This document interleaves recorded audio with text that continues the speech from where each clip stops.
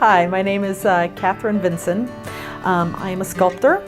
I work in stone primarily, but also a little bit of wood and some metal, just starting out with some metal. I have been an active working artist for 13 years now. I started as a painter actually, and I went to UNC here in Greeley. And then life kind of took me down a different path away from art, and I had a family and moved to Idaho. And when I was in Idaho, I started doing some wood carving, and my husband got me a piece of alabaster, and after that, that was all she wrote. I love stone, I love the feel of it, I love everything about it. I still like to work with wood, but stone carving is really my joy. It's what I love to do. So the piece that I have in the Foothills Art Center is called Moonflower. This was an interesting piece for me because this is the first time that I've ever done any metalworking in combination with my stonework. The stone is Italian ice alabaster, and it is so pretty. The great thing about Italian ice alabaster is it's got translucence, and I really wanted that piece to have that translucence to it. So when the light hits it, it kind of goes through the piece at just the right frequency that it looks like flower petals, as opposed to, being opaque or looking too solid.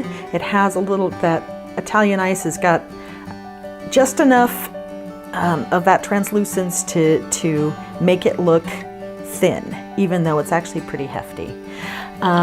So I did the piece itself, and then it had to have a stem because it just really needed that. And I was going to carve a stem for the piece, and then I thought, you know what, I'm going to try something new. And my husband has been doing repoussé, which is hammered copper.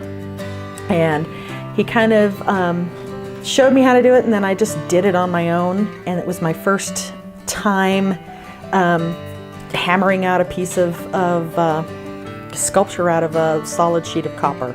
And it was fun. And then I got to learn how to patina, which is the other part of that. You have to learn about chemicals to make the copper rust in the right shade of green. And it turned out really well. I was really pleased with it.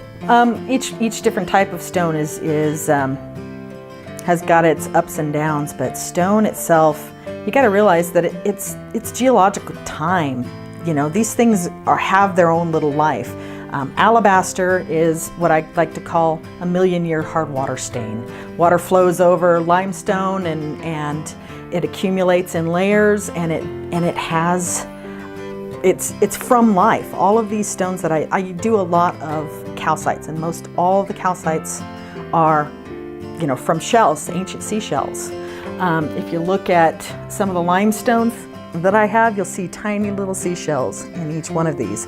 And then limestone either becomes marble or it becomes alabaster. I love each different type of stone will have like either translucence or opaqueness. And you can do different things with that. The stone itself always has something to say about what it's going to be.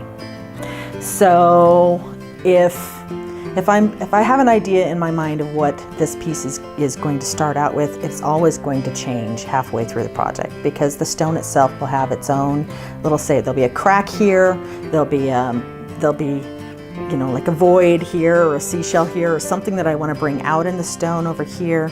So the form itself kind of develops as I'm carving it.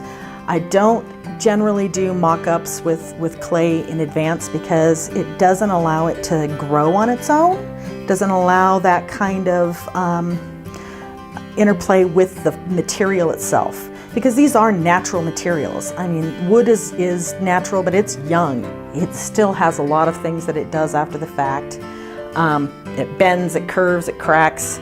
Stone's a little more stable, but it also has something to say. When you first get a stone, it's all chalky. You can't really tell the color. You can spray it down, and you can sound a stone, which is you take a hammer and you ring the stone. And if it goes bing, bing, bing, long and it's got a ring to it, then it's a solid piece of stone, and that's going to be kind of what they masons call a live stone. If it goes thud, thud, thud, that means that there's a big catastrophic crack going through the stone somewhere, and it's going to break your heart. Because it's going to cut, it's just going to fall apart. That's the other thing about stone is, and subtractive process carving is, once something falls off, it's gone. So you have to be comfortable with, especially with subtractive process, you have to be comfortable with redesigning. You have to be comfortable with things going away and not coming back, and you just bounce and roll and make a new thing. If you love it enough to keep doing it, to get good at it, then just keep doing it. That's the hard bit. Life gets in the way. It really, really tries to get in the way. But I've been lucky because I have a very supportive family. They've dealt with dust and going to shows, and my husband hauls rocks around for me, poor man. And but I've been lucky in that aspect. But sometimes you just have to buckle down and do the work, you know. Yeah. There are days when you have to come out and it's not fun, and you just have to, like days where I'm polishing for a week and a half. Polishing is like scrubbing pots. It's like doing dishes for a week and a half. So, you know, that's the cruddy work part, but it is glorious when that polish finally comes out and you get to see how beautiful the stone is, how, you know, and it works with the piece, and there's a moment where you're just like, oh, yeah, this is what I'm doing it for. This is, yeah. Or there'll be times in the middle of doing a piece where you're just like, yep, everything's right in the world. And when you're an artist, I think that we live for that. We live for that. Everything's right in the world right now, because it's all coming together, and I'm actually doing this thing that I didn't know I could do.